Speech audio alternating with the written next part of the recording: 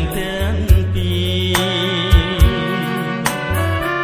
ពេលមុនលោកអើនដូចជាប្រតិពីនឹងនាងធរណីក្នុងរឿងនីតិថ្ងៃរាំងស្អែកទៀតក៏បងមិនភ្លេចចងចាំជានិច្ចនៅក្នុងវិមានថាស្នេហ៍ពីមុនដូចព្រាំងប្រទៀនឬដូចហានម៉ានឹងនាងម៉ាញ់ឆាពន្លឺថ្ងៃរាំងច្បាស់ដល់ដួងច័ន្ទខ្ញុំមិនដាច់ជីវិតប្រជាព្រះឆាខ្ញុំចង់តែស្រែកឲ្យបែកលោកកាព្រងរៀងស្នេហាចេះតែព្រួលប្រា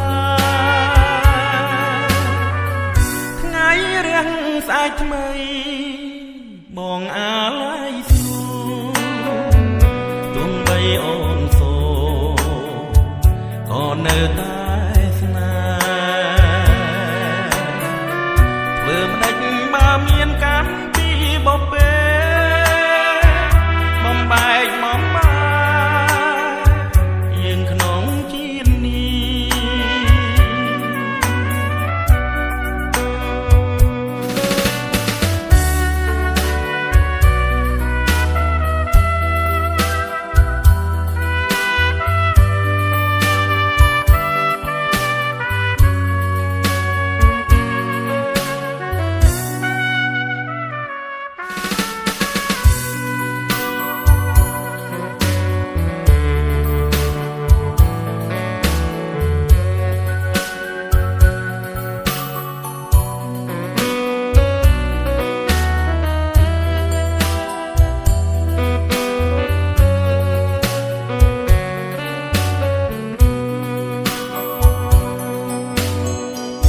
ពន្លឺថ្ងៃរាំងច្បាស់ដល់ដួងច័ន្ទ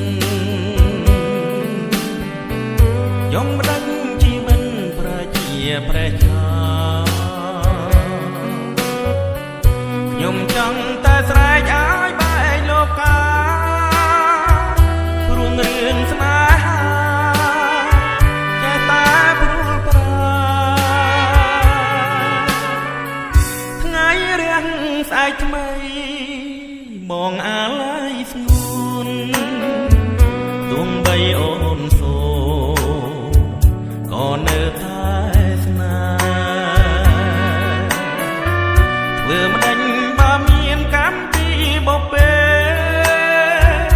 បំបែកបំបាយយើងក្នុង